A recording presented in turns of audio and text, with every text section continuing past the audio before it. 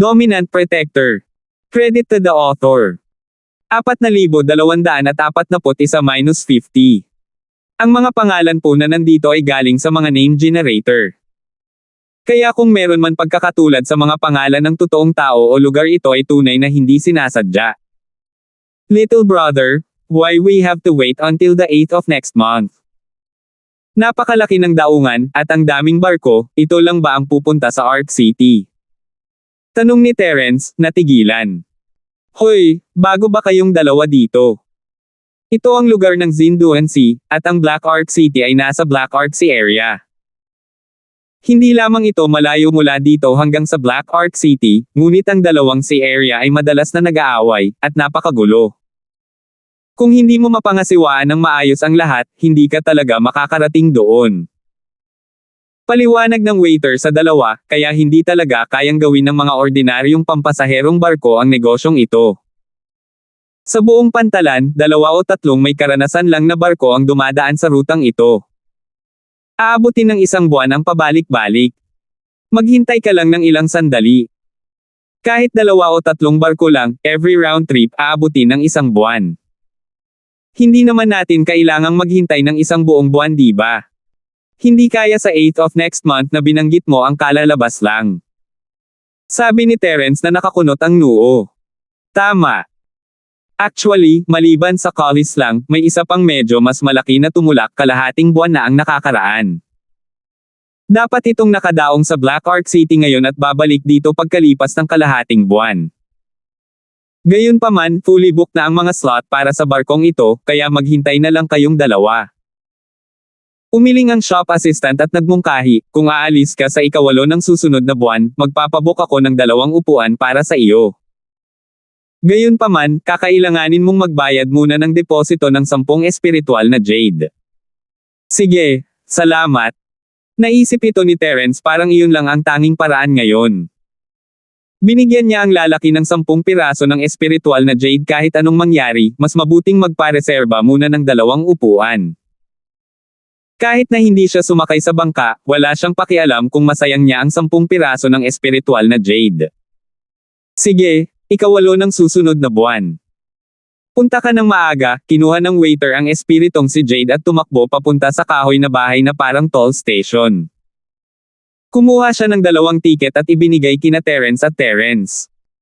Matapos itago ang tiket, lumingon si Terence kay Minerva, dahil nandito na tayo, kunin na lang natin ang mga bagay-bagay kung ano sila.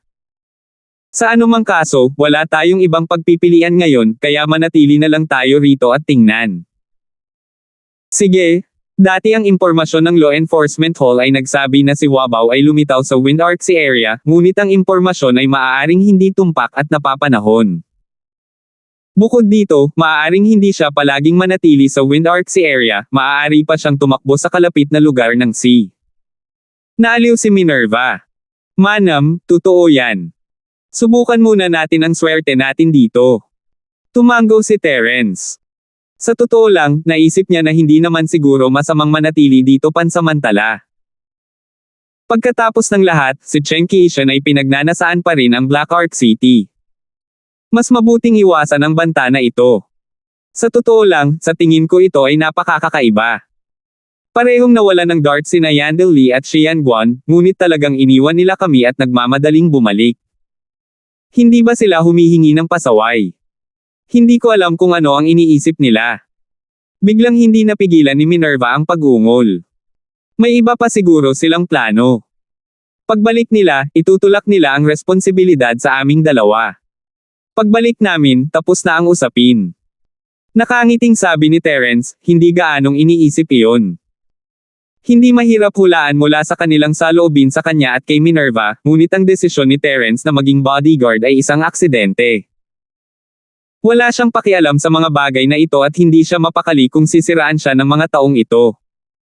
Kung ganun, masyado silang madumi. Dahil sa sumuko sila kaya naging ganito ang sitwasyon. Kung hindi, hindi nawala ang dart. Galit na sabi ni Minerva. Walang alam kung ano ang nasa puso ng isang tao. Sino ang nakakaalam?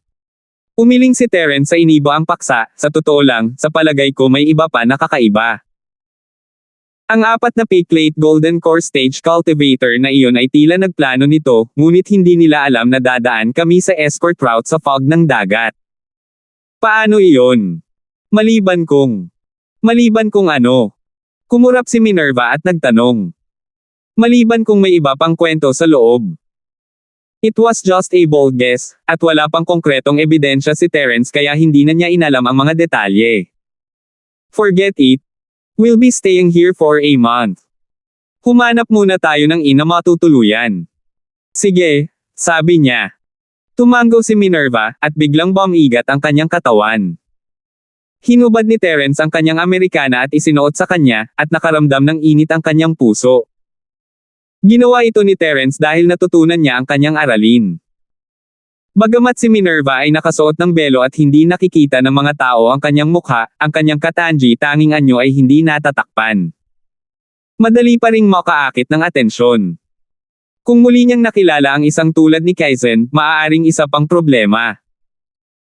Gayunpaman, ngayong naisuot na niya ang kanyang Amerikana, maging ang kanyang figure ay natatakpan na, kaya wala nang makakapansin sa kanya. Agad na umalis ang dalawa sa pantalan at naglakad patungo sa isang bayan na hindi kalayuan sa pantalan. Katulad ng Flying Arc City, ang lugar na ito ay ang sentro rin ng rehiyon ng Jianduan Sea, at ang pangalan nito ay ang parehong Jianduan City. Nabalitaan na ang totoong lugar ng Duan Sea ay mas magulo kaysa sa Crescent Moon Sea area. Gayunpaman, mula sa sitwasyon sa pantalan ngayon, naramdaman niya na mas maraming tao dito kaysa sa Crescent Moon City. Lalong naging halata ang eksenang ito nang makapasok ang dalawa sa lungsod. Ang mga kalye ay puno ng mga tao, at ito ay isang mataong tanawin. Matagal na mula noong huling naramdaman ito ni Terence, at ipinaalala pa nito sa kanya ang karaniwang mundo. Sa mga komersyal na kalye lamang ng malalaking lungsod sa sekular na mundo, at sa panahon lamang ng mga pista opisyal at promosyon ay makikita mo ang gayong buong bahay. Tulad ng para sa iba pang mga lugar sa Sky-class Island, kahit na ang gitnang Isla Market ay hindi kasing sikip. Lihim na nagulat si Terence. Hinailan niya si Minerva at isiniksik sa karamihan, ngunit pagkatapos ng isang oras na paglalakad, napagtanto niya na mahirap makahanap ng bangka upang pumunta sa Black Arc City. Kahit na ang paghahanap ng isang ina ay isang panaginip. Nakalakad na sila sa 3 kalye at dumaan sa 7 o 8 inn, ngunit bawat isa ay malinaw na may palatandaan na ito ay puno. Anong meron sa lugar na ito? Nagkatinginan sina Terence at Minerva, parehong nalilito. Kahit first time nila sa Jianduan City, kitang-kita nila na medyo kakaiba ang lugar na ito. Habang nalilito ang dalawa, sinundan nila ang daloy ng mga tao sa isang parisukat at narinig nilang sunod-sunod na sumisigaw ang maraming tao. Bagamat puno sila ng sigasig, hindi nila nakayanan ang napakalaking daloy ng mga tao at hindi nagtagal ay natakpan sila ng ingay ng mga tao. Gayunpaman, sa pandinig ni Terence, hanggat gusto niya, naririnig niya ang nilalaman ng mga sigaw ng mga taong ito habang papalapit siya. Lufeng Forest Exploration, nakabuo na tayo ng team. 2 pa tayo at malapit na tayong umalis.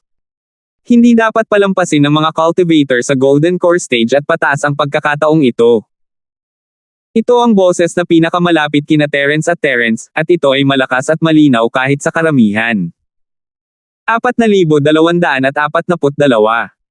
Nagkatinginan sina Terence at Minerva at naglakad. Napagtanto nila na ang taong sumisigaw ay isang Picklate Golden Core expert. Laughing Forest. Bumuo ng grupo para pumunta sa Laughing Forest, mayroon kaming karanasang gabay, at ginagarantiya namin na magkakaroon ka ng maraming pera. Kung interesado ka, halika at mag-sign up. Isang grupo ng mga huwara ng Jindan. Ito ay ganap na ligtas. Sa mga gustong pumunta sa kagubatan ng Laughing, dali. Meron bang taga Laughing Forest na gustong sumali sa team natin? 1 tao na lang ang kulang sa atin. Aalis na tayo agad. Halika na dali. Sa hindi kalayuan, may mga sigawan din. Lumingalinga si Terence sa paligid at nakitang karamihan sa kanila ay Golden Core Masters, ngunit may ilang Foundation Masters, at least Picklate Foundation o Peak Foundation. Para naman sa mga Nascent Soul Masters, wala siyang nakita ni isa. Siyempre, sa apela ng Yuanying Stage Masters, nasaan man ito, kung talagang gusto nilang makahanap ng mga tao para bumuo ng isang grupo, ito ay talagang isang malaking tawag. Tinatayang sa isang sigaw ay mapupuno na ang grupo, hindi na kailangang subukang mag-recruit ng mga taong tulad nitong mga nasa harapan nila. Gayunpaman, ang ikinagulat ni Terence at Minerva ay ang lahat ng mga taong ito ay nabanggit ang parehong lugar, ang kagubatan ng Lofeng. Napakaraming tao, ano ang gagawin nila sa kagubatan ng Lofeng? Dahil ba sa kagubatan ng Lofeng ang dahilan kung bakit maraming tao ang nagtipon-tipon sa lungsod ng Jenduen? Hindi naiwasang malito ni na Terence at Minerva. Lumingalinga sila sa paligid at random na nakakita ng isang nagtitinda sa gilid ng kalsada. Itong kapatid, pwede ko bang itanong kung ano ang gagawin mo sa pagbuo ng isang grupo para pumunta sa kagubatan ng Lofeng? Bakit lahat gustong pumunta sa kagubatan ng Lofeng? Ang taong hinahanap ni Terence ay isang mid-stage na golden core na lalaki sa berde. Mukha siyang palakaibigan at dapat madaling kausap. No way. Hindi mo alam. Ang lalaking nakaberde ay tumingin kay Terence at Minerva na para bang nakatingin siya sa isang halimaw. Puno ng hindi makapaniwala ang kanyang mukha habang umaawang ang kanyang bibig, kahit na kayo ay mga dayuhang magsasaka, hindi ba kayo nandito para sa isang pakikipagsapalaran sa kagubatan ng Lofeng? Nakarating kami dito dahil sa isang aksidente, kaya wala kaming alam tungkol dito. Kuya, pwede mo bang sabihin sa amin kung bakit ang daming gustong pumunta sa kagubatan ng Lofeng? Curious na tanong ni Terence. Sige, sasabihin ko na. Masasabi ng lalaking nakasuot ng berde na sina Terence at Terence ay parehong maagang golden core cultivator, maaari silang maging potensyal na magkasosyo. Matiyagang nagpaliwanag siya, narinig mo na ba ang kagubatan ng Lofeng dati? Isa itong primitive na kagubatan sa katimugang gilid ng isla, tulad ng ibang bahagi ng isla. Nababalot ito ng miasma at fog sa buong taon, at napakahirap maghiwa-hiwalay sa normal na mga panahon. Tayong mga magsasaka ay hindi makakapasok, at kahit gaano tayo kalakas na tao, hindi tayo makakalabas sa labas. Doon. Tumango si Terence. Bago umalis mula sa Arc City, narinig niya si Wenhan na nagsasalita tungkol sa kapangyarihan ng miasma. Maliban na lang kung ito ay isang nascent soul stage cultivator o mas mataas, ang mga normal na human cultivator ay hindi ito makayanan kahit gaano pa sila kalakas. Pagkatapos ng lahat, kahit na ito ay ang protective chi, ito ay mauubos sa huli. Siyempre, hindi na kailangang mag-alala ni Terence na maubusan ng purong chi siya ay immune sa lason sa karaniwang mundo, pagkatapos ng lahat. Ang problema ay ang lason sa Sky-class Island, bagaman hindi siya sigurado kung magagawa niya ito. Isang magandang halimbawa ang walang kamatayang lasing. Mahirap sabihin kung ang miasma fog na ito ay isang problema para sa kanya, hindi pa banggitin na ang miasma fog ay maaaring makaapekto ng malaki sa saklaw ng kanyang perception. Sa masukal na kagubatan kung saan nakaabang ang panganib sa lahat ng dako, ito ay lubhang nakamamatay. Baka patay na siya kapag natapakan niya ang maling paa. Gayunpaman, kahit na ang miasma fog sa Lofeng Forest ay hindi nawawala sa buong taon, may isang tiyak na oras bawat taon na ang miasma fog ay mawawala sa loob ng maikling panahon, at maaari tayong makapasok sa pamamagitan ng Lufeng Path Teleportation Array. Isipin mo, walang sino man ang normal na makakapasok sa ganoong uri ng lugar, kaya hindi ba narinig ko ang mga natural na kayamanan na naroon kahit saan? Nagkunwaring misteryosong ekspresyon ang lalaking nakasuot ng berde habang nagsasalita. Oh, totoo ba yon? Agad na nagbago ang ekspresyon ni Terence. Maging si Minerva, na nasa tabi niya, ay hindi napigil ang mapasigaw sa mahinang boses.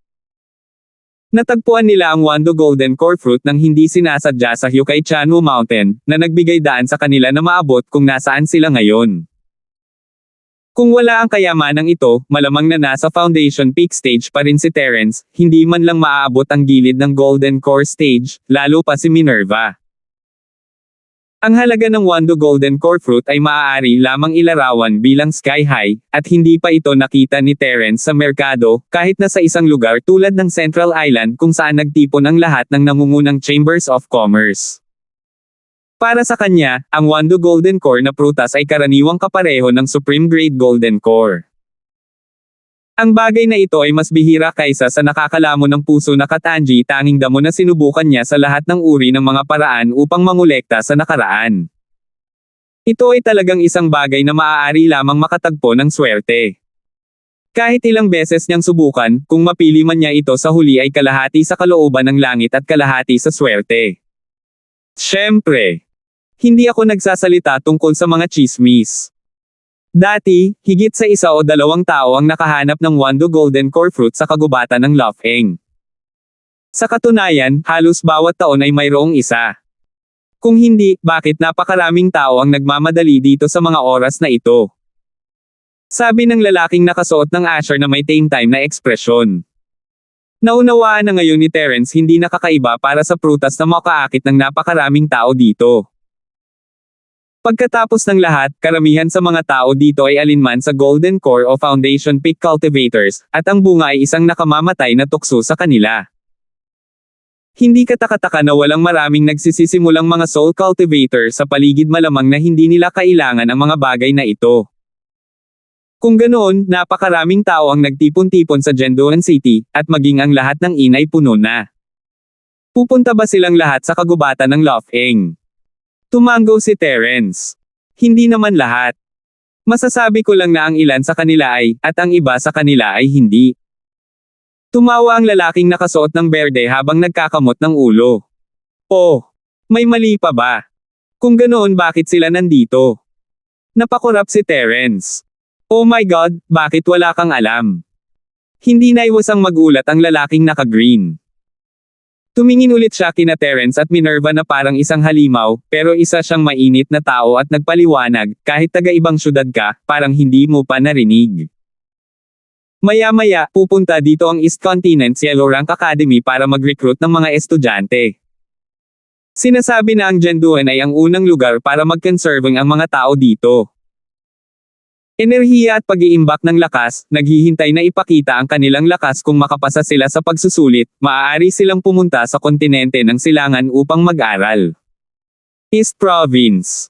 Anong lugar yan? Si Terence ay mas nalilito ngayon. Hindi lamang siya, ngunit si Minerva ay nalilito din. Hindi pa niya narinig ang ganoong salita noon. 4,243. Mahihimatay na ako. Walang imik ang lalaking nakaberde habang nakahawak sa noo na para bang hihimatayin sa gulat ng 2 halimaw na ito. Hindi niya alam kung tatawa ba siya o iiyak saglit bago nagtanong, the East Province is the East Island. Hindi mo man lang alam ito. Ha! Ang East Province ay ang East Island. Si Terence at Minerva ay nalilito rin, hindi nakakagulat na ang taong ito ay labis na nagulat. Kahit na ang mga bagong tao mula sa secular na mundo ay malalaman ang tungkol sa 5 isla ng Big Sky Class. Kung hindi nila alam ang tungkol sa East Island, maipaliwanag lamang sila bilang mga dayuhan. Ngunit nagtanong pa rin sila, kung gayon, bakit tinawag itong East Province? You don't even know this. Kakaiba talaga kayong dalawa. Hindi naiwasang matuwa ang lalaking nakasuot ng berdeng damit. Gayunpaman, isa rin siyang mainit na tao, kaya matyaga siyang nagpaliwanag sa kanilang dalawa. May 5 malalaking isla sa kalangitan, silangan, kanluran, timog, hilaga, at gitna. Ito lang ang tawag natin sa kanila.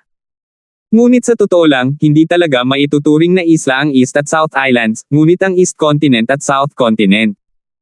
Bakit naman? Hindi maiwasang magtanong ni Terence. Mahigit 1 taon na siya sa Sky Class Island, ngunit ito ang unang pagkakataon na nakarinig siya ng ganito. Maging si Minerva, na nasa tabi niya, ay napangiti. Kahit na si Minerva ay ipinanganak at lumaki sa Sky Class Island at dapat malaman ang tungkol sa karaniwang kaalamang ito, palagi siyang nasa North Island. Karaniwan, siya ay naglilinang o gumagawa ng mga misyon ng pagsubok.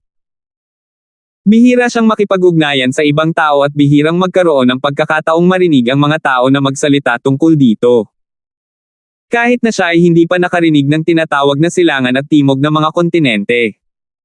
Dahil ang mga isla sa silangan at timog ay napakalaki. Mas malaki ang mga ito kaysa sa iba pang 3 isla. May mga tao na tinatansya na hindi bababa sa 10 beses ang laki nito. Kaya naman, ang buong isla ay isang malaking kontinente. Ito ay malawak at nahahati sa maraming rehiyon. Ang lawak ng bawat rehiyon ay maihahambing sa iba pang 3 malalaking isla, o higit pa doon. Habang nagpapaliwanag sa kanilang dalawa ang lalaking nakaberdeng balabal, napaklik din siya ng dila at napabuntong hininga. Sa wakas ay naunawaan na ni Terence at Minerva. Ang ilang simpleng salita na ito ay ganap na nagpabaligtad sa kanilang pagkaunawa sa 5 isla ng Sky Class. Naisip nila na ang sitwasyon ng ibang mga isla ay katulad ng North Island, ngunit hindi nila inaasahan na magiging napakalaki ng pagkakaiba. Kung gayon, ano ang ibig mong sabihin noong sinabi mong ang East Island, hindi, ang Yellow Class Academy ng East Continent ay pupunta dito para mag-recruit ng mga estudyante? Talagang napakaraming tao ang sumusugod na parang mga itik. Nagpatuloy si Terence. Siyempre, ang pagkakataong makapag-aral sa kontinente ng silangan ang pangarap ng lahat ng magsasaka. Panabangan ito ng lalaking nakasuot ng berdeng damit at naiinggit na sinabing, iniisip ng marami na ang gitnang isla ang sentro ng 5 islang Sky Class, kaya natural na ang gitnang isla ang pinakamalakas. Ngunit hindi yun totoo. Ang kontinente ng silangan ay kung nasaan ang mga tunay na Panginoon. Kung maaari kang pumunta sa East Continent's Academy upang mag-aral, kahit na para sa mga pangunahing disipulo ng mga nangungunang puwersa sa gitnang isla, ito ay isang panaginip na natupad. Hindi ito isang bagay na maaari nilang puntahan dahil lang sa gusto nila. I see? No wonder. Nagulat si Terence.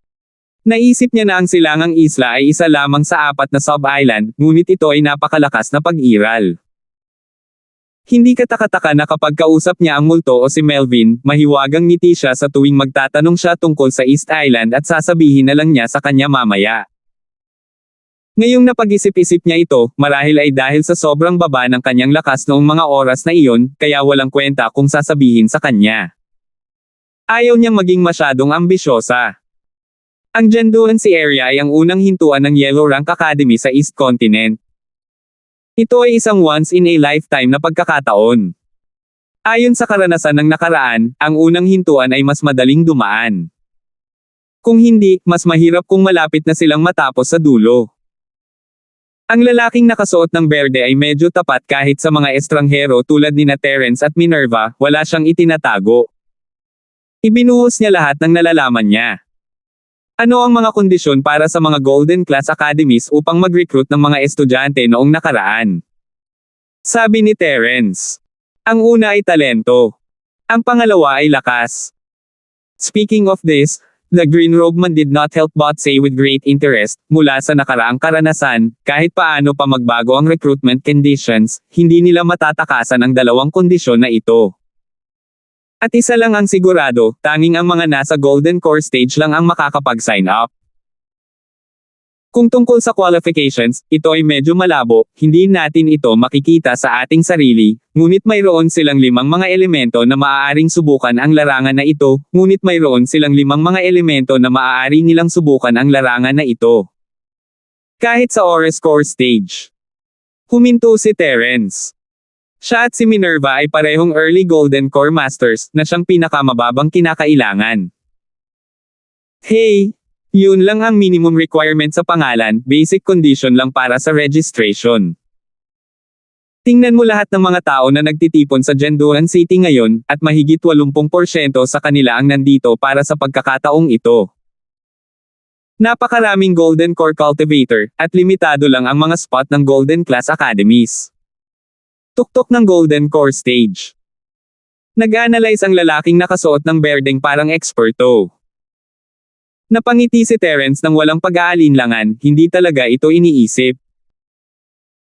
Totoo na karamihan sa mga tao ay pipiliin ang malakas, ngunit ang mga akademya ng kontinente ng silangan ay napakabihirang, kaya bakit sila magkakaroon ng napakahinang paghuhusga?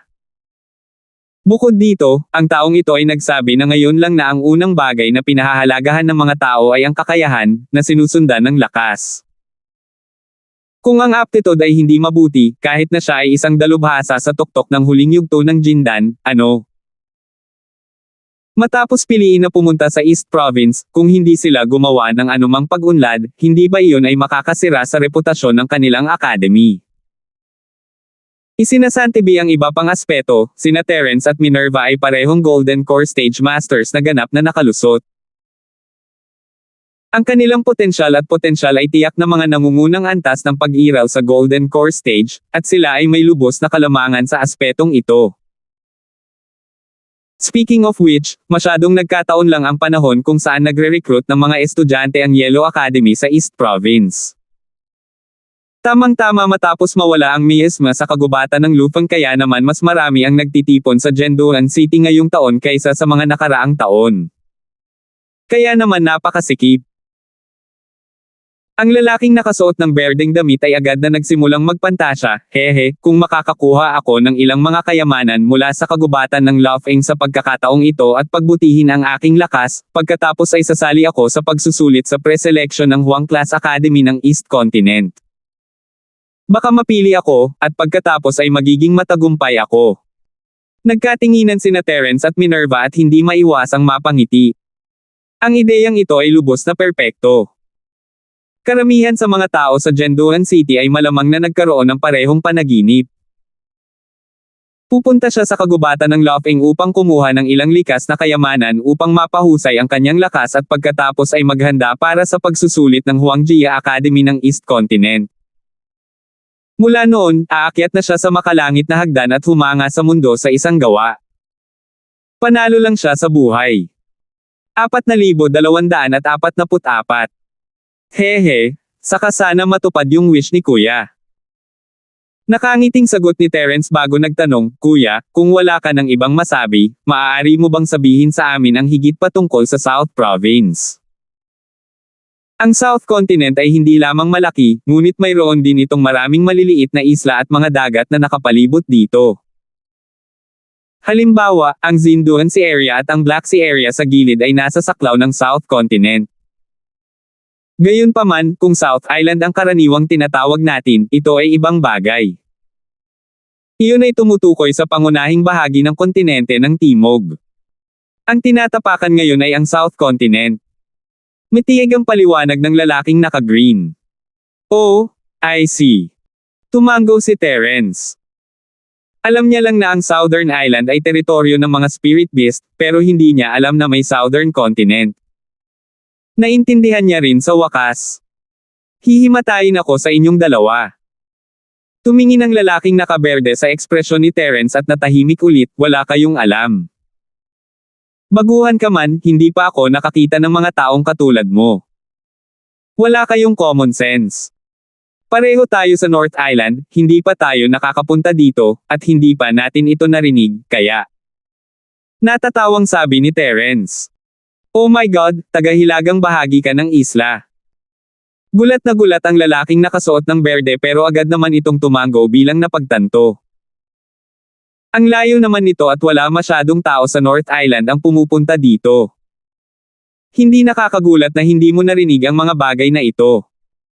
Tulad ng sinabi ko, kung ikaw ay isang katutubong kontinente ng Timog, ito ang pinakapangunahing sentido komon. Hindi mo maaaring malaman. Hehe, kaya nga kailangan kong magpasalamat kay Kuya sa pagpapaliwanag niya sa amin. Kung hindi lang dahil sa pasensya mo, maguguluhan pa tayo at hindi natin malalaman ang nangyayari dito. Ngumiti si Terence at nagpasalamat. Hehe, wala naman akong masyadong gagawin dito. Ilang beses na lang kita kakausapin. Wala nang dapat ipagpasalamat. Kumaway ng kamay ang lalaking nakasuot ng berdeng damit at biglang sinabing, Teka, gusto niyo mag-party? Bumuo ng team. Napakurap si Terence at bumalik sa kanyang katinoan. Ang kabilang partido ay nagre-recruit ng mga tao upang pumunta sa kagubatan ng Lufeng kasama nila, at hindi niya maiwasang mag-alinlangan. Dahil sa kasalukuyang sitwasyon, siya at si Minerva ay hindi na makakabalik sa Cloud Art City para sa susunod na buwan. Maaari lamang silang manatili sa lungsod ng Jenduan. Gayunpaman, ang mga indito ay puno ng mga tao, kaya't hindi sila maaaring matulog lamang sa mga lansangan. Sinasamantala ang pambihirang pagkakataong ito, maaari silang pumunta sa kagubatan ng Lufeng. Ito ay isang magandang pagpipilian. Marahil ay talagang mahahanap nila ang Wando Golden Core Fruit. Gayunpaman, ang lahat ng impormasyon na mayroon sila sa ngayon ay sabi-sabi lamang. Hindi nila ito pinaghandaan. Dahil napakaraming kayamanan sa kagubatan ng Lofeng, sinunod nila ang prinsipyo ng panganib at benepisyo na proporsyonal. Hindi na kailangang sabihin, tiyak na maraming panganib dito. Kung sila ay padalos-dalos na sasali, ang mga panganib na kailangan nilang gawin ay hindi maliit. Tumingin si Minerva kay Terence mula sa gilid, naghihintay na magdesisyon siya. Para sa kanya, kailangan lang niyang sundan si Terence at hindi na kailangang mag-alala tungkol sa anumang bagay. Huwag ka nang mag-alinlangan. Dalawa na lang ang kulang sa atin.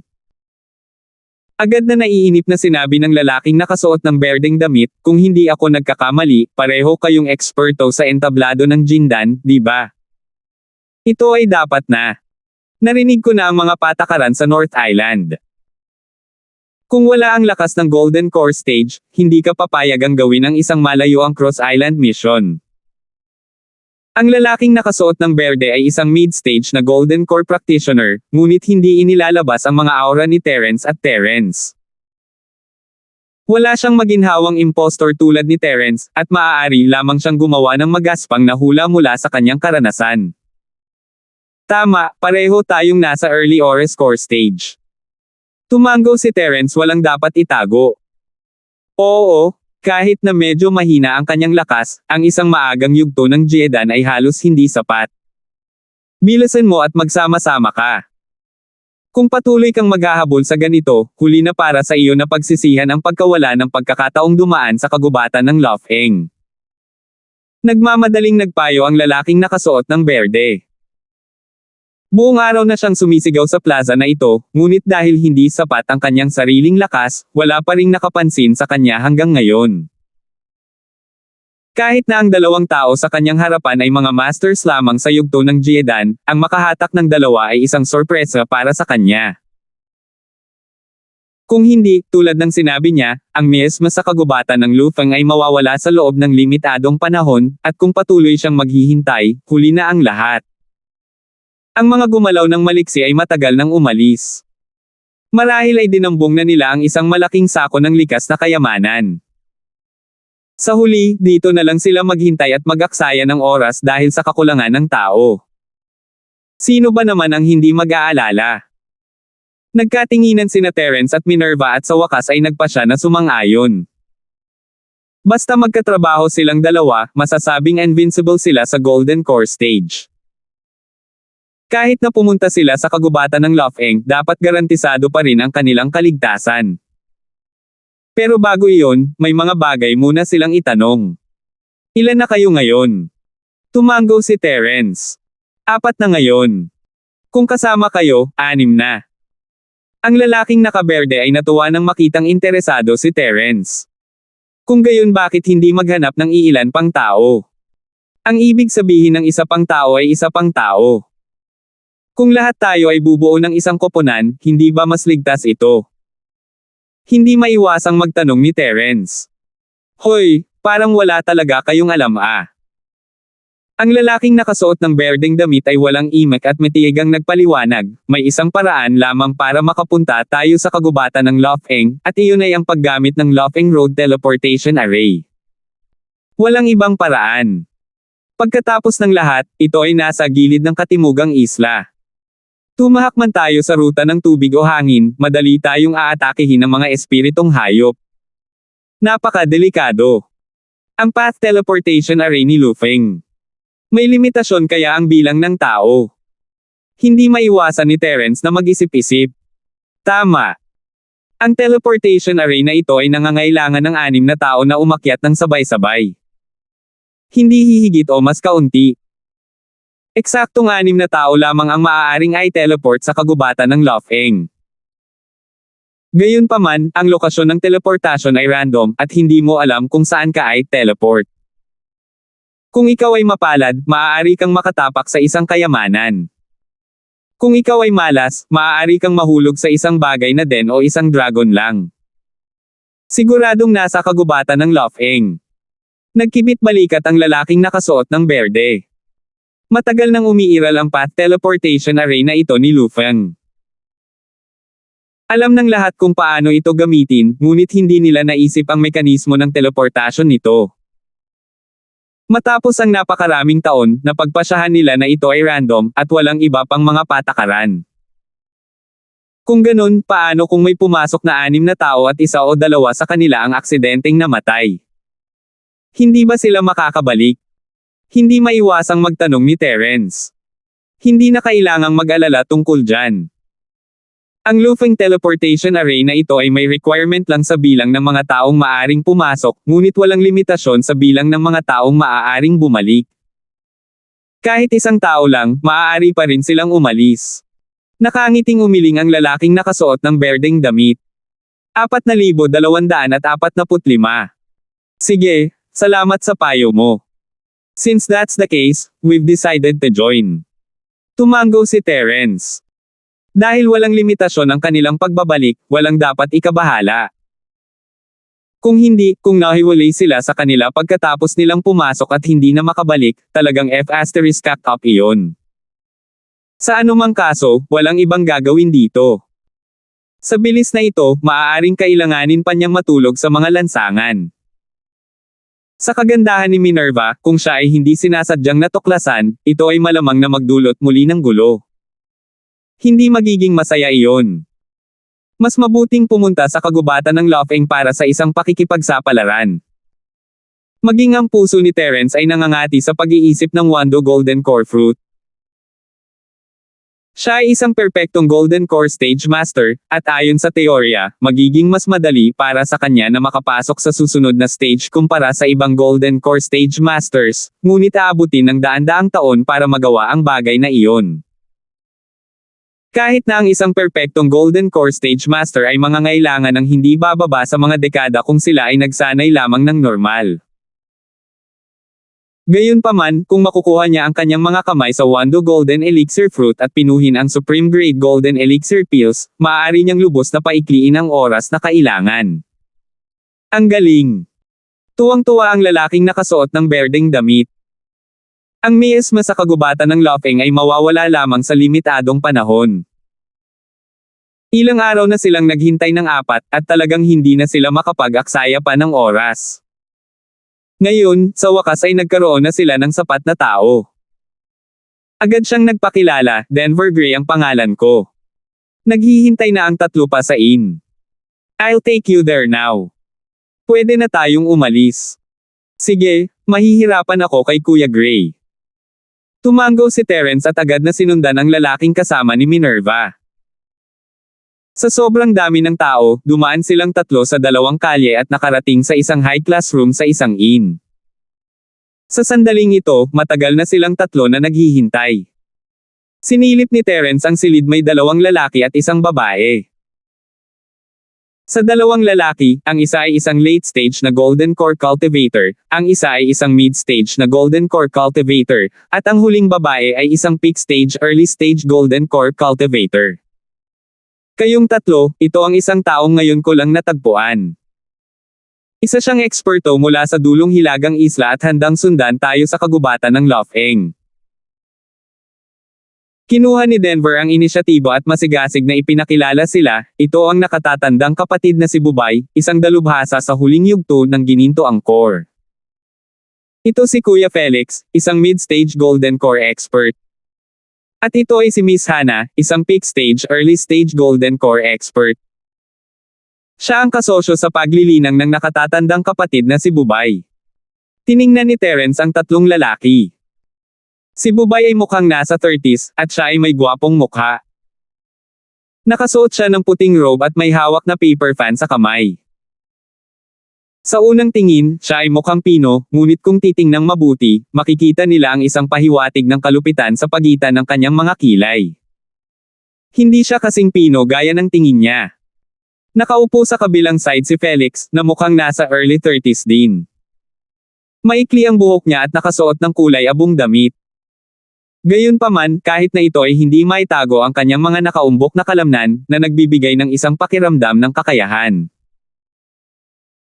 Para naman sa babaeng cultivator na tinatawag na Hanafeng, maganda siya sa unang tingin, pero second rate ang hitsura niya, ang uri ng kagandahan na malilimutan ng isa kapag nakita siya. Sanay na si Terence na makakita ng magagandang babae tulad ni Minerva, kaya wala siyang naramdaman. Naramdaman na lang niya na medyo exaggerated ang babaeng ito at mataas ang tingin sa sarili. Maliban kay Bubay, hindi na niya kailangan pang tumingin sa iba. Ako si Fort Bay daw, ito si Junior Sister Holmes, pagbati kay Kuya Charlton, kay Kuya Wang, at kay Miss Feng. Agad na ikino ni Terence at Minerva ang kanilang mga kamay bilang pagbati. Ang mga tingin ng tatlong tao sa silid ay sabay na bumagsak kay Terence at Minerva, bahagyang nakasimangot sa parehong oras. Ang kanilang mga mukha ay malinaw na nagpapakita ng ilang paghamak na nakatingin kay Terence at Minerva. Pagkatapos ng lahat, sina Terence at Minerva ay parehong maagang Golden Core Cultivator, at sila ang pinakamahina sa kanila. Hindi naman kakaiba para sa kanila na magkaroon ng ganoong ekspresyon. Minerva, kahit ikaw ang nag-organize ng recruitment, hindi ka ba masyadong nagmamadali at irresponsible? They're simply desperate, finding two weak guys. Pagdating ng panahon, hindi lang sila makakatulong, kailangan din nilang bantayan. Hindi ba nila tayo hinihila pababa? Pinandilatan ni Hannah sina Minerva at Terence, walang awa silang tinutuya ng mayabang na tono. Tumingin si Minerva kay Terence, ngunit bahagyang kumunat ang noo ni Terence nang walang sinasabi. Nilinggan niya si Denver. Miss Feng, masyado kang seryoso. Hindi napigilan ni Denver na ngumiti ng alanganin kina Terence at Minerva habang nagpapaliwanag ito ng mapait na ngiti, hindi naman kasi kayong mga lalaki na hindi alam kung ano ang nangyayari sa labas. May mga nagre-recruit kahit saan. Sa ganitong mga kalagayan, sapat na para sa atin na magkaroon ng isang tao na bubuo ng isang koponan. Hindi talaga kami makahingi ng sobra. Mula sa kanyang pananaw, isa ng pagpapala na makasama sina Terence at Minerva. Kung magtatakda pa siya ng mga alituntunin, hindi na niya mahahanap ang mga ito sa maikling panahon, at hindi na rin siya makakapunta sa kagubatan ng Lofeng. Pagkatapos ng lahat, kumpara sa iba pang makapangyarihang mga koponan, maaari lamang silang ituring na karaniwan. Mayroon lamang silang Bubay Charlton, isang late Jindan stage expert. Kung ikukumpara sa mga pangkat na iyon na pinamumunuan ng mga perpektong eksperto sa Jindan, sila ay hindi gaanong kaakit-akit. Walang sinabi si Felix. Si Bubay, na nakaupo sa gitna, ay tumango at sinabing, dahil dinala mo na sila dito, pagkatapos ay sabay na tayo. Gayunpaman, kayong dalawa ay mahina pa rin, kaya dapat kang magkusa at gumawa ng higit pang mga gawain. Iiwan ko ang mga bagahe sa iyo. Oo naman. Tumango si Terence at hindi tumanggi. Nakikita niya na kahit na si Denver ang namamahala sa koponan dito, ang tunay na namamahala ay si Bubay pa rin, ang yumaong Golden Core Stage Master. Dahil napagdesisyonan niyang pumunta sa kagubatan ng Lofeng, hindi mahalaga kung nanatili siyang mababang profile sa ngayon. Dahil sinabi na ni Kuya Bubay, wala na akong sasabihin pa. Gayunpaman, mas alam ninyong dalawa ang inyong lugar at huwag ninyong isipin ang pagpapabeya. Isa pa, kung may makikita tayong natural na kayamanan, mabuti kung makakakuha kayo ng sabaw. Huwag masyadong mag-isip. Mayabang na sabi ni Hannah. Si Terence ay hindi mapakali sa kanya, ito ay nasa ilalim niya upang yumuko sa antas ng isang ignorante at mayabang na babaeng tulad niya. Pagkatapos ng lahat, siya at si Minerva ay maaaring bumalik pagkatapos mag-teleport sa kagubatan ng Lofeng, kaya hindi na niya kailangang abalahin pa siya. Sige, dahil marami na tayong tao, magpahinga tayong lahat mamayang gabi. Bukas na tayo aalis. Sa wakas ay nagpasya si Bubay. Agad namang sumagot ang lahat at bumalik sa kani-kanilang kwarto. Gayunpaman, sina Terence at Minerva ay walang silid at hindi alam kung saan magpapalipas ng gabi. Sa kabutihang palad, si Denver ay isang mabuting tao at ibinigay ang kanyang silid sa kanilang dalawa, habang siya ay pumunta upang makibahagi sa isang silid kasama si Felix. 4,246. Kinabukasan, maagang nagtipon ang lahat at umalis para sa Lufeng Road Teleportation Formation. Gaya ng kanilang napagkasunduan, si Terence ang may pananagutan sa pagdala ng mga bag ng lahat, ngunit sina Denver at Felix ay may dala-dalang malaking bag na puno. Hindi nila hinayaang dalhin ito ni Terence para sa kanila, kaya hindi nila alam kung ano ang nasa loob. Matapos magsisiksikin sa mga tao at maglakad-lakad sa mga lansangan at eskinita ng Jianduan City, sa wakas ay nakarating silang 6 sa kanilang destinasyon, ang Lufeng Road Teleportation Array. Kung titingnan sa malayo, may mahahabang pila ng 6 na tao sa isang grupo. Halata na pareho sila ni Terence at ng iba pa, lahat ay narito para makipagsapalaran sa kagubatan ng Lufeng. Inangat ni Terence ang kanyang ulo at tumingin 100 metro ang layo, mayroong isang pabilog na plataporma. Ito ay tila isang higanting pabilog na pormasayon o kung ano paman, na napapalibutan ng 600 talampakan ang taas na jade pillars. Ito ang path teleportation formation ng Lufeng. Bawat sandali, magkakaroon ng kislap ng puting ilaw sa teleportation array, at pagkatapos ay magkakaroon ng matalim na tunog ng pagsipol na pumutok sa espasyo. Pagkatapos ng katahimikan, ang susunod na grupo ng mga tao ay mabilis na umakyat sa entablado, at ang bilis ay hindi masyadong mabagal. Siya ay matiigang naghintay, at habang ang mga tao sa kanyang harapan ay paunti-unti ng paunti, si Terence ay biglang may napagtanto. Bawat grupo ay maglalabas ng isang malaking bag ng espiritual na jade bago sila pumasok sa teleportation formation. Mayroong halos 5,000 espiritual na jade sa loob nito, at ibinigay nila ito sa taong namamahala sa pagbuo. Ang 5,000 espiritual na jade ay isang malaking bag. Nang lumingon siya, nakita niya na halos kasing laki ito ng mga bag na dala nina Denver at Felix. Gayunpaman, maliban sa mga taong nagbigay sa kanya ng mga nakahandang espiritual na jade, mayroon ding ilang tao na direktang nag-swipe ng kanilang mga spiritual jade card. Kuya Gray, ito ay... Natigilan si Terence. Itinuro niya ang teleportation formation at ang malaking bag sa likod ni Denver. Dapat ay espiritual na jades din ito. No wonder ayaw niyang tulungan siya ni Terence dito. Ano?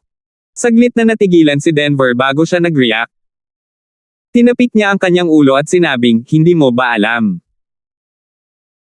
Kailangan mong magbayad ng bayad para magamit ang Lufeng Road Teleportation Formation, at lahat ng teleportation formation ay nangangailangan ng malaking halaga ng Spirit Jade. Walang teleportation formation sa anumang lugar na libre para sa mga tao, tama? Bayaran sa paggamit. Tumaas ang isang kilay ni Terence. Hindi naman sa hindi niya naintindihan pero hindi niya naisip ito kanina. Hindi mo sinabi sa amin kahapon. Magkano ang usage fee kada tao? Pagkakamali ko yan, pero common sense lang yan, akala ko malalaman nyo na. Natahimik si Denver, naalala lang na walang alam sina Terence at Terence. They were basically illiterate. 5,000 spiritual jades per person is not a small amount. Siguradong pinaghandaan mo ito, tama. Bakit hindi mo sinabi kanina? Tumingin si Terence sa kanya nang walang magawa. Si Minerva, na nakasuot ng belo sa tabi niya, ay nagpakita ng kaunting pag-aalala. Kung tutuusin, kahit na ang isang maagang gininto ang Core Master ay hindi basta-basta makakaalis ng 10,000 espiritong si Jade ng ganoon kadali. Kinailangan nilang maghandaman lang ng maaga. F***, I can tell from their looks that they're not prepared. Matagal ko nang sinabi na masyado kang desperado sa pagpili ng kakainin, Tauzi. Ibinalik mo ang 2 idiot na ito. Wala silang lakas, at ngayon wala na silang spiritual jade. Hindi ba nila sinasayang lang ang oras natin? Sinamantala ni Hana ang pagkakataon na gumawa ng mga sarkastikong pahayag. Hindi napigilan ni Bubay na sumimangot. Kung hindi pa nakahanda ang espiritong si Jade sa kanilang 2, hindi makakaalis ang 4. Sayang ang biyaheng ito. Wala ka talagang espiritual na Jade. Magdadagdag kayong 2 ng hanggang 10,000 espiritual na Jade. Maibibigay ko ito sa inyo, ngunit huwag mong isipin na kunin ang labis na kita mula sa pagbuo ng isang koponan sa pagkakataong ito. Bawal kang pumunta. Sinabi ni Bubay sa malalim na boses, gayon din, pagkatapos mong umalis, kailangan mong makinig sa aking utos. Ang 10,000 espiritong si Jade ay hindi maliit na halaga, at sina Terence at T ay pinakamahina sa mga tuntunin ng lakas. Hindi na kailangan yan. Kayang-kaya pa nating mag-fork out ng 10,000 spiritual jades. Agad umiling si Terence. Napansin na lang niya na pagkatapos ibigay ng lahat ang kanilang espiritong si Jade, makakatanggap sila ng parang token. Espesyal ding ipaalala sa kanila ng teleportation array manager na kapag umalis sila sa kagubatan ng Lofeng, kailangan nilang sundan ang mapa sa teleportation array na nakaset sa loob ng kagubatan ng Lofeng, at pagkatapos ay gamitin ang token para i-activate ang teleportation array bago sila may teleport pabalik. Kung hihilingin niya kay Bubay na ibigay ang espiritual na Jade para sa kanya, ang token na ito ay nasa kanyang kontrol. Kung siya at si Minerva ay makakabalik o hindi, at kailan ang lahat ay depende sa mood ni Bubay. Ayaw ni Terence na mahulog sa kamay ng mga tagalabas ang ganoong mahalagang bagay. Ang 10,000 espiritual na Jade ay napakarami, at karamihan sa mga tao ay hindi ito maalis sa loob ng maikling panahon, ngunit si Terence ay exception. Pagmamayari niya ang makalangit na Elixir Pavilion, at ang kanyang pang-araw-araw na kita lamang ay hindi bababa sa 50,000 espiritual na Jade, at ito lamang ang pinakakonserbatibong pagtatantya. Ang 10,000 espiritual na Jade ay wala sa kanyang paningin. Sa gitnang bahagi ng isla, ang Teresa ay nagpapadala kay Terence ng mga espiritual na Jade bawat buwan sa pamamagitan ng espesyal na channel ng Merchant Union. Ang halaga sa kanyang espiritual na Jade card ay isa ng astronomical figure. 10,000 espiritual na Jade ay hindi kahit isang bahagi nito. Kung iyon ang kaso, kung gayon iyon ay para sa pinakamahusay. Natigilan si Bubay at hindi na nagsalita pa. Si Hana naman ay hindi pa rin naniniwala sa kanya. Alam niya sa unang tingin na walang malakas na background si Terence. Kung hindi dahil kay Bubay, kahit ang isang peak early golden core na tulad niya ay hindi makakapagalis ng 10,000 espiritong si Jade sa maikling panahon, lalo pa itong dalawang hindi gaanong alam tungkol sa mundo. Hindi sila maglalakas loob na aminin ito sa harap ng publiko at ipagpatuloy lang ito. Hana curled her lips in disdain. I'll see how you two get off the stage kapag napahiya kayo mamaya. Kuya Ford, hindi ka maaaring magbiro tungkol dito. Kung wala kang pera, bakit hindi mo hilingin kay Bubay na magbayad para sa iyo? Ito ay isang maliit na halaga ng kita. Hindi mo kailangang mapahiya. Hindi napigilan ni Denver na payuhan siya sa mahinang boses. Para kay Felix, wala siyang anumang ekspresyon sa mukha. Hehe, Kuya Gray, masyado kang nag-iisip. Mayroon akong sapat na espiritual na Jade, ngunit hindi ko alam ang tungkol dito dati. Sabi ni Terence na may mahinang ngiti. May gustong sabihin si Denver, ngunit mukhang hindi peke ang ekspresyon ni Terence, kaya hindi na siya nagsalita pa. Ginawa na niya ang lahat para paalalahanan si Terence, at kung magpapakatanga si Terence, hindi siya masisisi. Hindi nagtagal, turn na ng grupo ni Terence. Nanguna si Bubay at ini-swipe ang kanyang spiritual Jade card, kasama ang bahagi ni Hana. Si Denver at Felix ay nag-abot ng isang malaking sako ng espiritual na Jade sa manager ng teleportation formation. Pagkatapos, ang mga mata ng lahat ay nahulog kay Terence. 4,247. Bahagyang ngumiti si Terence habang inilabas ang Spirit Jade card at iniabot sa manager. Kasama sina Bubay, Denver at ang iba ay natigilan, lalo na si Hana. Nakabuka ang kanyang bibig, at talagang kahanga-hanga ang kanyang tulala na ekspresyon. Ang Spiritual Jade card ay hindi isang bagay na maaaring makuha ng sinuman. Hindi lamang kailangan ng isang tao na maging malakas, ngunit kailangan din ng isa na magkaroon ng isang malakas na background. Pagkatapos ng lahat, hindi madaling makuha ang pag-aproba ng Merchant Union. Kahit na galing ito sa Golden Core Stage Master, si Terence ay maaaring walang Spiritual Jade card hanggang ngayon kung hindi niya nakilala si Melvin. Sa iba pang mga taong naroroon, si Bubay lang ang may Spiritual Jade card. Si Hana at ang iba ay wala. Kung hindi, si Denver at Felix ay hindi na kailangang dumaan sa napakaraming problema para magdala ng isang malaking sako ng espiritual na Jade mula sa napakalayo. Sa sandaling ito, nagbago ang tingin ng lahat kina Terence at Minerva. Bagamat walang sinabi si Bubay, tiningnan niya ang dalawa ng may mas malalim na kahulugan. Si Hana naman ay bumubulong-bulong pa rin, ngunit hindi siya naglakas loob na tingnan sila ng diretso tulad ng dati. Pagkatapos ng lahat, ang pagkakaroon ng isang espiritual jade card ay nangangahulugan na kahit na ang dalawa sa kanila ay hindi sapat na malakas, mayroon silang isang malakas na background. Maaaring sila pa nga ang mga pangunahing disipulo ng isang malaking sekta o bahay, magiging isang malaking problema kung sila ay magalit at makakuha ng isang tao upang suportahan sila. Si Denver naman ay medyo nagulat at medyo natuwa. Nangangahulugan ito na ang Terrence duo na natagpuan niya ay hindi lamang walang kwentang basura upang mabuo ang mga numero, at mayroon siyang magandang mata.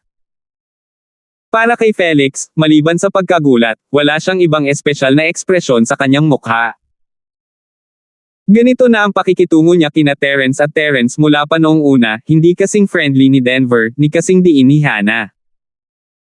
Sa katunayan, sa gitna ng karamihan, bagamat sinusundan ni Minerva si Terrence, hindi gaanong nagulat siya kaysa sa iba.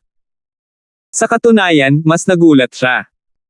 Matagal na niyang kasama si Terrence, ngunit hindi niya ito nakitang gumawa ng paraan para kumita ng ganoong espiritong si Jade. Ang mga bagay na ginagawa niya araw-araw ay walang kinalaman doon, ngunit hindi niya inaasahan na magagawa niyang i-swipe ang kanyang card ng basta-basta. Nag-aalala siya ngayon lang.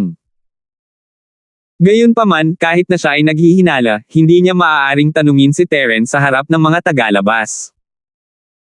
Si Terrence ay kanyang tao, pagkatapos ng lahat, at nakita niya ang lahat ng uri ng mahiwagang pamamaraan. Kung ikukumpara, ang espiritong ito na si Jade ay wala. Ano man ang mangyari, muli nitong kinumpirma ang orihinal na persepsyon ni Minerva hanggat sinunod niya si Terrence, ano man ang mangyari, siya ay magiging ligtas at ligtas. Brother Ford, hindi ko akalain na kayong mga taga North Island ay hindi magiging mahirap. Nagagawa mong mag-fork out ng 10,000 spiritual jade nang walang paghahanda, at mayroon ka pang espiritual na jade card. Talagang hindi ka simple. Nakahinga ng maluwag na sabi ni Denver. Hehe, spiritual jades are accumulated from years of missions. As for this spiritual jade card, nagkataon lang na nakilala ko ang isang kaibigan at sinuwerte. Bahagyang ngumiti si Terrence. Ang swerte ay bahagi rin ng lakas. Medyo inggit na sabi ni Denver. Si Bubay at ang iba ay tumingin kay Terrence at Terrence na may kakaibang ekspresyon. Naramdaman nila na si Terrence ay hindi kasing simple ng pagtingin niya sa ibabaw, ngunit wala silang sinabi. Aalis na sana sila. Sige, pwede na kayong umakyat. Ipinasa ng manager ang 2 token kay Terrence at Minerva, kasama ang 2 mapa ng kagubatan ng Lofeng. Sumenyas siya na sumakay na sila sa teleportation formation. Pagsunod sa utos ng manager, ang grupo ni Terrence na 6 ay umakyat sa platform. Hindi nila ito makita mula sa ibaba, ngunit ngayon na sila ay nasa itaas, napagtanto nila na mayroong lahat ng uri ng mga ukit sa ilalim ng kanilang mga paa. Ang lahat ng mga ukit ay pinagsama-sama upang bumuo ng isang komplikadong pormasayon. Hindi maiwasan ni Terrence na magulat. Wala siyang naramdaman nang nakatayo siya sa ibaba, pero ngayong naglalakad na siya sa formation ay may kakaiba at misteryosong aura na tumama sa mukha niya. Hindi niya masabi kung ano ang eksaktong iyon, ngunit ramdam niya na mayroong napakataas na antas ng kasanayan dito. Siguro kapag malakas na siya sa hinaharap, makikita niya ang mga misteryo ng pormasayon na ito, ngunit sa kasalukuyang pananaw ni Terrence, nasa yugto pa rin siya ng hindi pag-unawa dito at nararamdaman ang kapangyarihan nito. Kaya lang malayo pa ang mararating. Nagulat din si Minerva. Kahit na ang kanyang pangunawa ay hindi kasing ganda ng kay Terrence, ramdam pa rin niya ang mahiwagang pakiramdam na ito. Tulad ng para kay Bubay at sa iba pa, maaaring nakita na nila ang teleportation formation na ito dati, marahil kahit 1 beses o 2 beses. Sanay na sila at walang kakaibang ekspresyon sa kanilang mga mukha. Maliban sa mahiwagang pormasayon sa pangunahing katawan ng disk, mayroong 6 na mas maliliit na pormasayon na nakapalibot dito, na nakaharap sa 6 na haligi. Ang grupo ni Terrence ay sumunod sa mga tagubilin at tumayo sa gitna ng 6 na mas maliliit na pormasayon. Hold your breath and focus. Don't move around. If something goes wrong during the teleportation, we won't be responsible for it. Nagbabala ang manager ng teleportation formation at agad na pinaandar ang teleportation formation. Isang puting liwanag na nakikita ng mata ang lumabas mula sa gitna ng formation at mabilis na kumalat, na sumasakop sa buong teleportation formation. Si Terence at ang iba pa ay natatakpan din ng puting liwanag, at naramdaman nila ang napakalaking puwersa ng pagsipsip sa kanilang mga katawan, na parang paghiwalayin sila nito.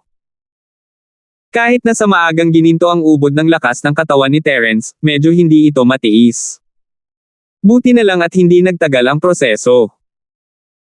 Sa isang malakas na sigaw, ang puting liwanag ng 6 na haligi ay bumangon sa kalangitan, at ang teleportation formation ay bumalik sa normal. Walang laman ang entablado, at si Terence at ang iba pa ay pinaalis sa teleport. Bagaman ang kagubatan ng Lofeng ay matatagpuan lamang sa gilid ng katimugang isla, ang lugar nito ay hindi gaanong maliit. Ito ay libu-libong milya ang lapad at dahil sa buong taon, maliban sa espesyal na oras na ito, halos walang taong magsasaka ang nakatapak dito sa ibang mga panahon. Kahit na ang makapangyarihang mga espiritong hayop dahil sa malayong lokasyon nito, ay iilan lamang. Bilang isang resulta, ang lahat ng mga likas na kayamanan dito ay napanatili sa pinakadakilang lawak, at maging isang likas na kayamanan na kilala ng lahat. Isang puting liwanag ang kumislap sa kanilang harapan, at sila ay nasa teleportation formation ng Jianduan City kanina, at sa susunod na sandali, sila ay nasa kagubatan ng Lofeng. Nakarating siya sa isang bagong lugar sa isang kisap mata. Ito ang unang pagkakataon na naranasan niya ito. Gumamit siya ng teleportation formation para makarating sa Sky-class island mula sa karaniwang mundo, ngunit marahil ay dahil ito sa pagbabago ng kanyang lakas naramdaman niyang mas malakas ito ngayon. 4,248. Sa huling pagkakataon, si Terence ay isang maagang foundation stage practitioner lamang, at nandoon lang siya para manood ng palabas. Ngunit ngayon, isa na siyang early golden core stage practitioner, at habang nagte-teleport, nasimulan na niyang tuklasin ang mga misteryo ng teleportation. Gayunpaman, limitado ang kanyang lakas, at ang mga bagay na nararamdaman niya ay limitado pa rin. Lumingon si Terence at tumingin kay Minerva. Nang makitang walang mali sa katawan nito, nag-relax siya at tumingin sa paligid. Sa sandaling ito, silang 6 ay nasa isang napakakapal na kagubatan. Sa ilalim man ng kanilang mga paa, sa paligid nila, o sa itaas ng kanilang mga ulo, mayroong lahat ng uri ng mga halaman na may napakalakas na sigla. Ang ilan sa kanila ay nakita sa ibang lugar, habang ang iba ay hindi kailanman nakita o narinig. Gaya ng inaasahan, walang miasma.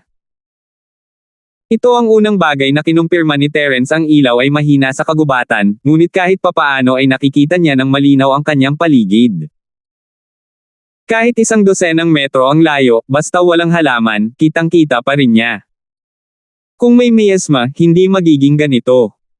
Sa oras na ito, marahang hinaila ni Minerva si Terence at itinuro ang langit. Inangat ni Terence ang kanyang ulo at hindi maiwasang manginig. Wala pang 30 metro sa itaas ng mga ito, may napakakapal na fog na tumatakip sa kalangitan at araw. Gayunpaman, tanghali pa rin, kaya may kaunting mahinang sinag ng sikat ng araw na maaaring dumaan sa layer ng fog.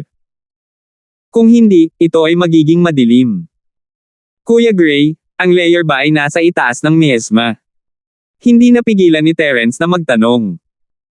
Kamukha ito ng fog sa dagat na nakita niya noon, ngunit mas madilim ang kulay. Not bad, tumango si Denver. Pangatlong taon na niya iyon sa kagubatan ng Lofeng, kaya medyo pamilyar siya sa kapaligiran dito. Tanghali na ngayon, ang oras kung kailan ang liwanag ay pinakamarami, ngunit kakaunti lang ang liwanag. Kung normal lang ang miasma fog, wala man lang itong maliit na liwanag, at paano magkakaroon ng napakaraming makakapal na halaman sa ibaba. Hindi napigilan ni Terence na maging mas mausisa. Hindi ko naisip ang tungkol dito. Biglang natigilan si Denver sa tanong. Napakamot siya sa ulo niya. Hindi siya ang uri ng tao na mag-iisip ng mabuti. Hindi pa niya narinig sa iba ang ganitong bagay, kaya syempre hindi niya alam. Ang kagubatan ng Lofeng ay hindi karaniwang ganito. Sa pagkakataong ito, si Bubay, na nasa unahan, ay biglang bumuka ang kanyang bibig. Ang tinatawag na pagkawala ng miasma fog ngayon ay isang maling direksyon lamang na ipinakalat ng publiko. Sa panahong ito, ang miasma fog layer ay tumaas sa hangin dahil sa impluwensya ng lokal na espesyal na daloy ng hangin. Karaniwan, ang layer ng miasma fog ay hindi masyadong mataas, at ito ay mas manipis. Malapit lang ito sa lupa, kaya natural na hindi kasing sama ng ngayon ang liwanag. So ganon, natuto na ako. Hindi napigilan ni Terence na itaas ang kanyang opinyon tungkol kay Bubay. Kahit na ang taong ito ay may nakatagong kalupitan sa kanyang kakisigan, na naging dahilan ng pagiging maingat ni Terence, kung hindi iyon isa sa alang-alang, ang pakiramdam na ibinigay ni Bubay sa mga tao ay hindi simple.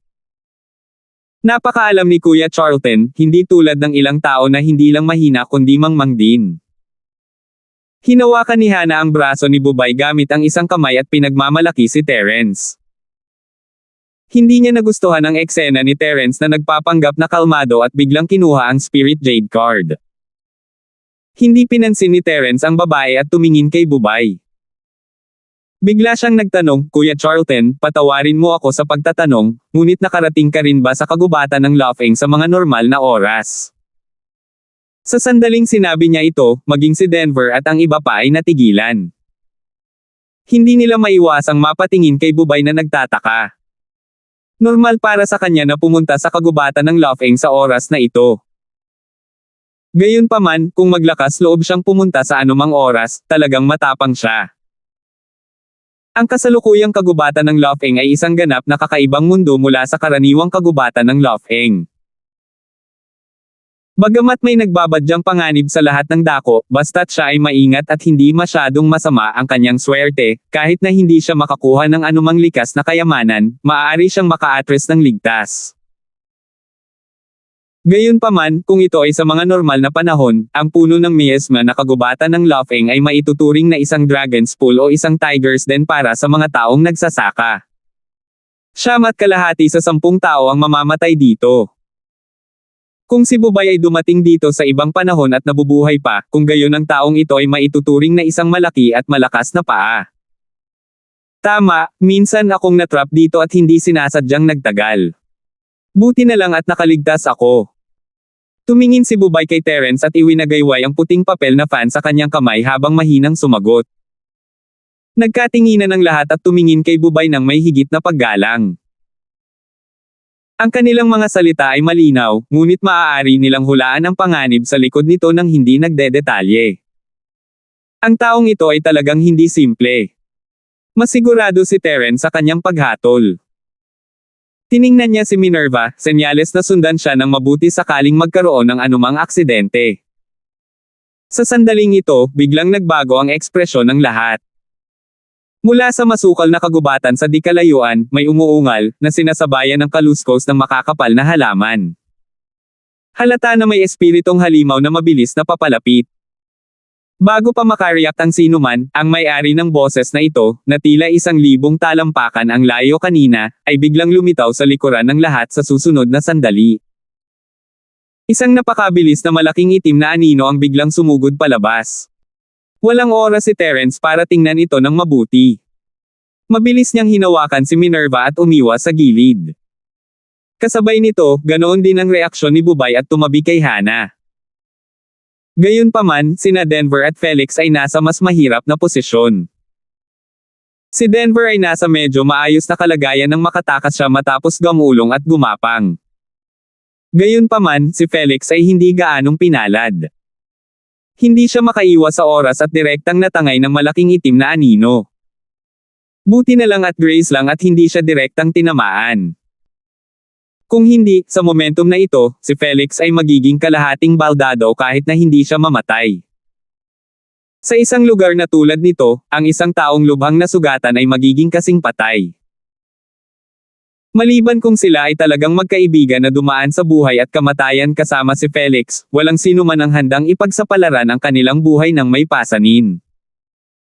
Hindi bababasa, hindi nakita ni Terence ang sino man na malapit kay Felix. Ang malaking itim na anino ay dumaan sa karamihan ng tao at hindi tumigil matapos masugitan si Felix. Nag-iwan ito ng serye ng mga after images at nawala sa kagubatan. Ang lilang kidlat hayop ng hangin at kulog. Bumilis ang tibok ng puso ni Terence.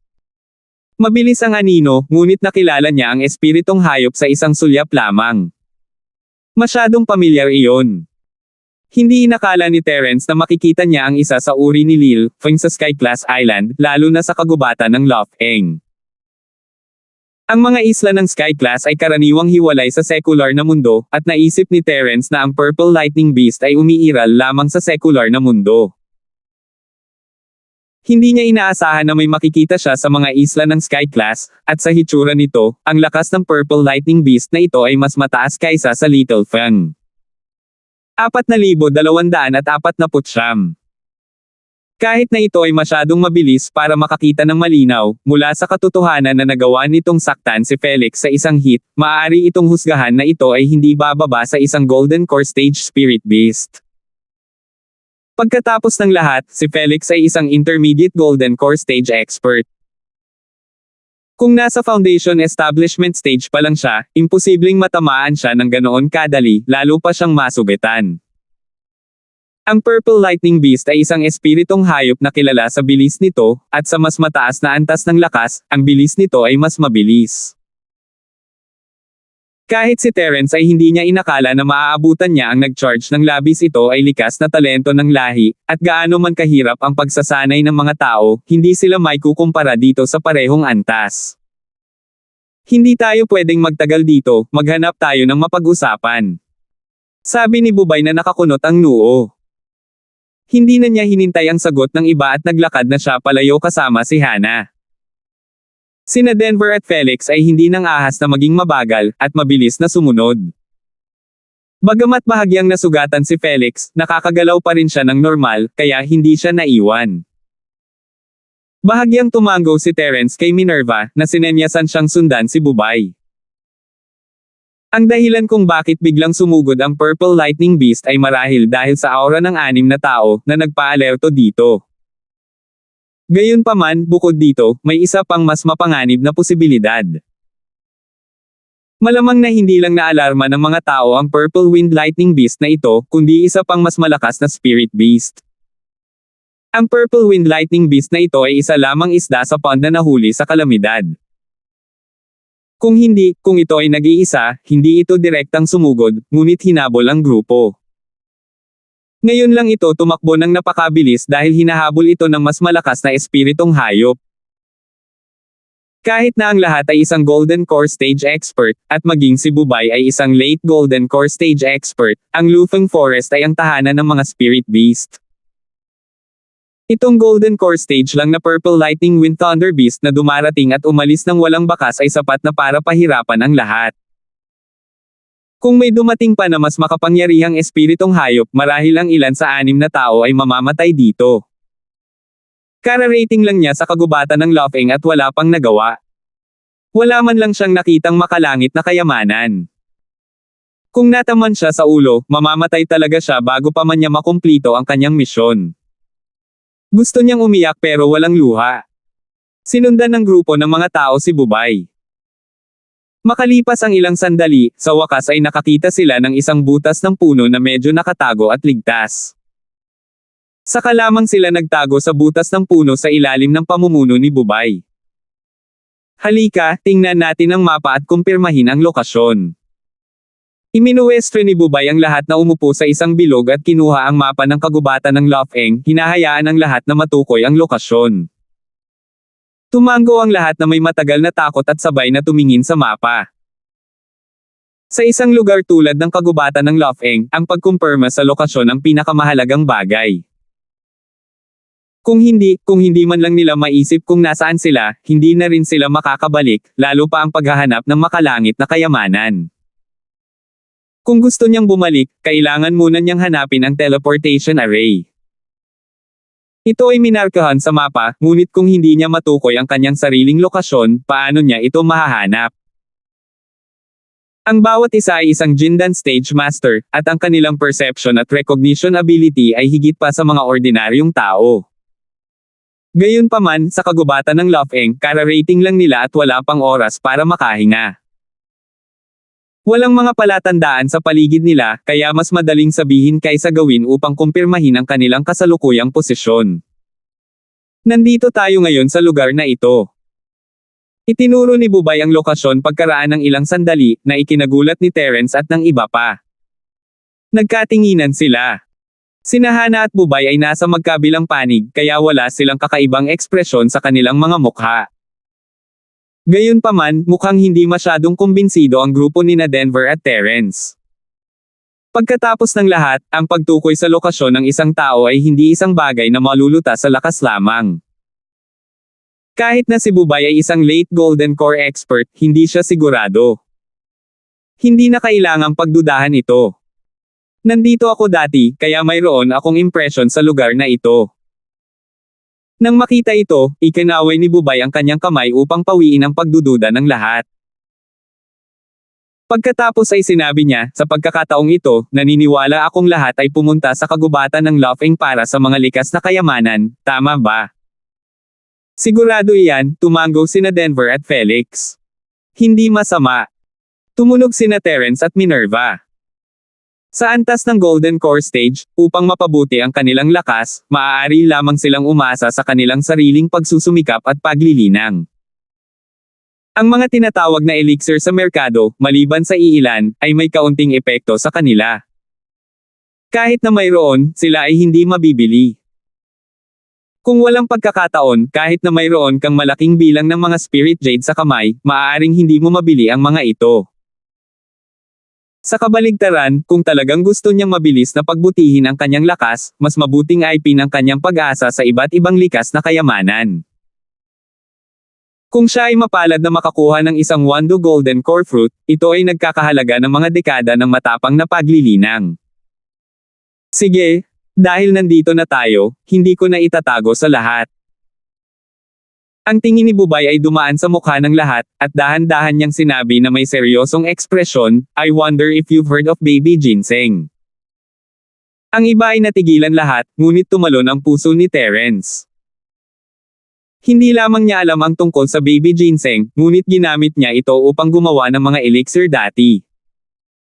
Noong siya ay nasa gitnang isla, ang isa sa pinakamahalagang pangunahing sangkap para sa golden elixir ng nascent condensation para sa Terius sect ay ang nascent ginseng. Noong panahong iyon, hindi kumpleto ang nascent ginseng na ibinigay sa kanya ni Terius. Ito ay isang maliit na piraso lamang na kasing laki ng hinlalaki. Ngunit gayunpaman, sa wakas ay nagtagumpay siya sa paggamit nito upang pinuhin ang golden elixir ng pagtitipon ng kaluluwa ng isang tao. Ayon kay Terius, ang baby ginseng ay isang napakabihirang materyal.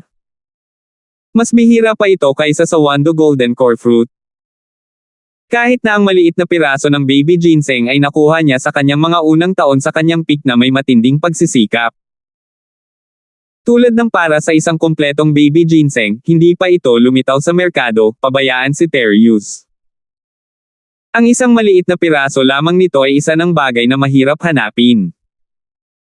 Kung ito ay isang natural na lumalaking baby ginseng, ano ang halaga nito?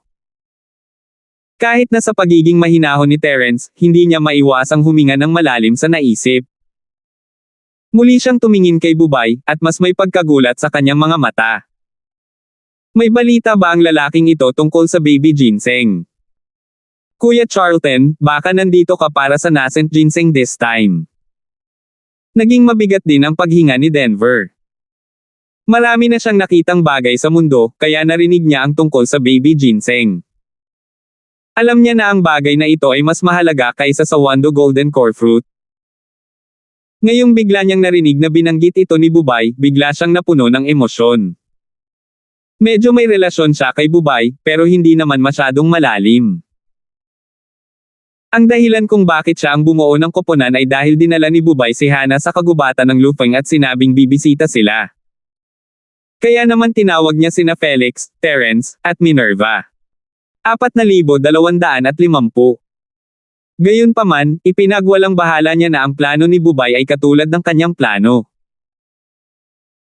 Dumating siya sa kagubatan ng Lofeng upang maghanap ng ilang likas na kayamanan upang mapabuti ang kanyang lakas upang makasali siya sa pagsusulit ng dilaw na ranggo ng Academy sa East Continent. Hindi niya inaasahan na ganoon kalaki ang gana ni Bubay na ang mga mata niya ay nasa sanggol na ginseng. Sa sandaling ito, ang ekspresyon ni Felix ay labis ding nabigla. Siguradong nakapag-react na siya sa kinakatawan ng dalawang salitang, infant ginseng. Oo, nasa huling yugto na ako ngayon ng Golden Core Realm, hindi malayo sa Great Circle ng Golden Core Realm.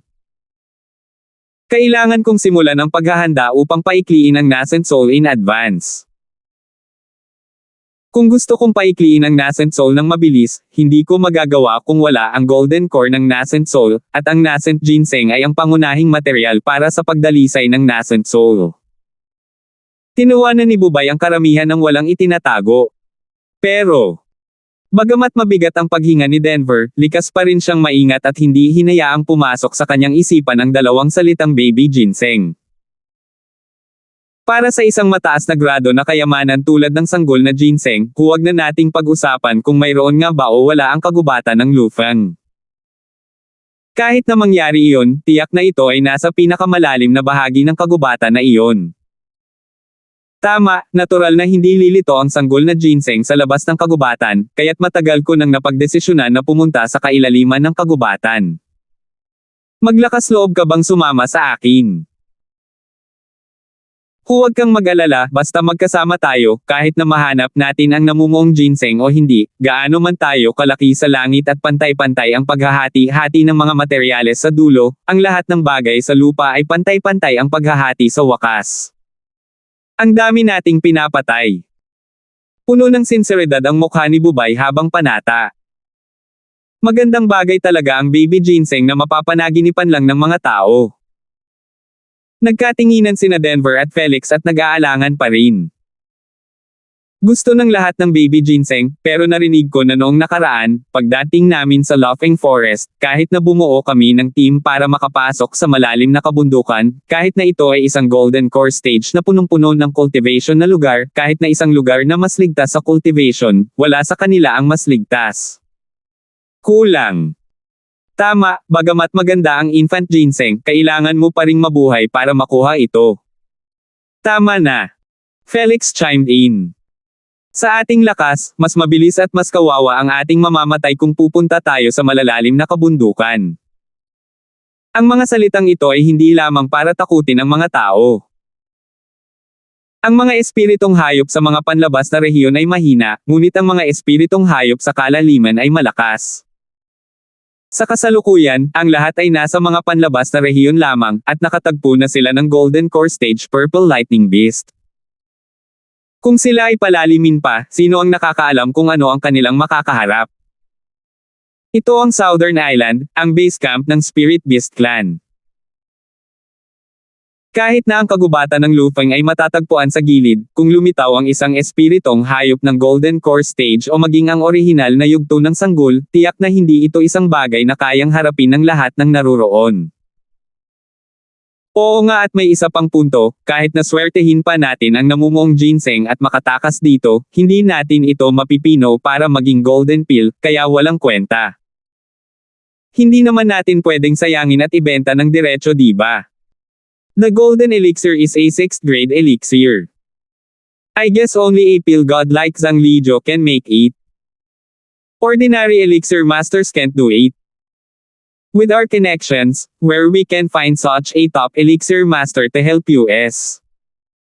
Hindi napigilan ni Bubay na sumimangot. Naisip niya na sa fatal attraction ng baby ginseng, lahat ay matutokso sa sandaling mabanggit niya ito. Hindi niya inasahan na si Denver at Felix, na mukhang ordinaryo, ay maaaring mapanatili ang kanilang rasyonalidad at maglista ng isang grupo ng mga dahilan. Halata naman na ayaw nilang sumama. Para naman kina Terence at Minerva, wala ni isa sa kanila ang nagsalita. Tahimik lang silang nakikinig at nanunood ng malamig na mga mata. Sa totoo lang, ang pill refining ay isang madaling bagay na lutesin. Si Hana, na nakaupo sa tabi ni Bubay, ay biglang nagsalita. Narinig ko na ang isang makalangit na Elixir Pavilion ay nagbukas sa Middle Island kamakailan, at sila ay nagdadalubhasa sa pagpino at pagbebenta ng lahat ng uri ng mga top-grade na elixir. Paminsan-minsan, nagbebenta din sila ng ika-5 at ika-6 na baitang elixir. Dapat mahanap ko sila. Mayroon akong kamag-anak na nakatira hindi kalayuan sa makalangit na Elixir Pavilion.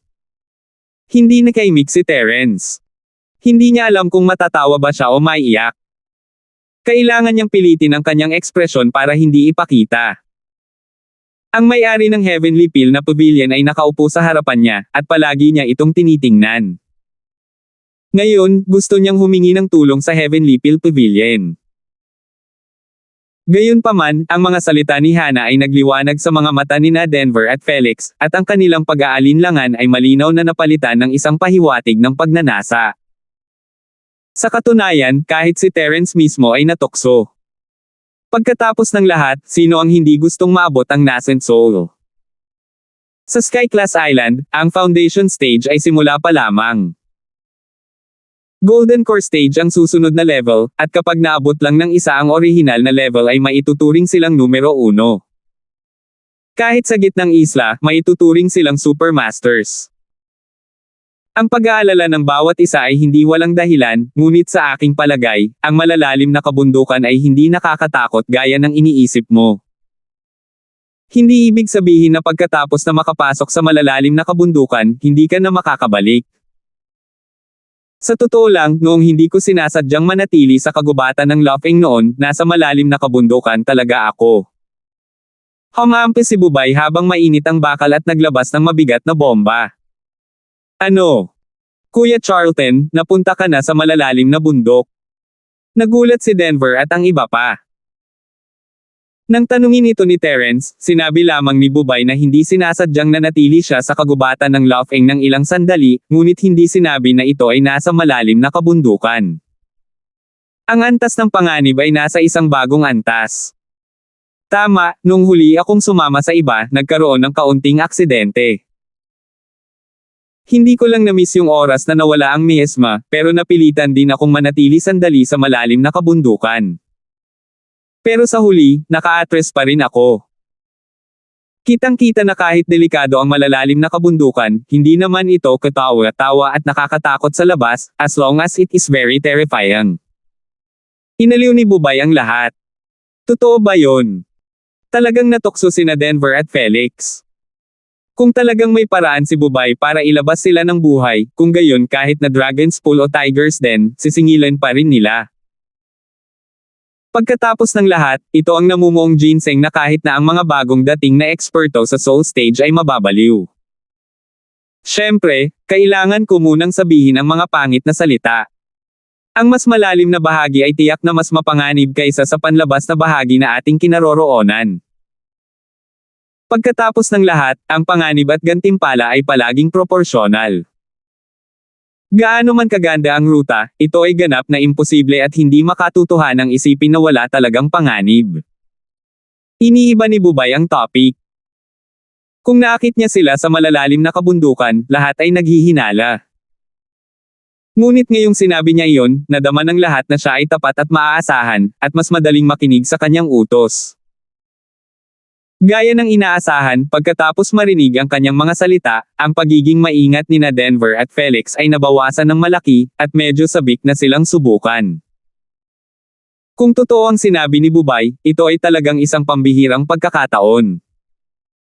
Kung susundin nila ang Bubay, makakakuha sila ng ilang mga benepisyo. Kung hindi man, kung aasa sila sa kanilang sarili, maaaring hindi nila makita ang isang pinakamataas na antas ng makalangit na kayamanan tulad ng sanggol na ginseng sa kanilang buhay, lalo pat magkaroon ng bahagi. Salamat po at sinamahan ninyo ako. Ingat lagi mga master.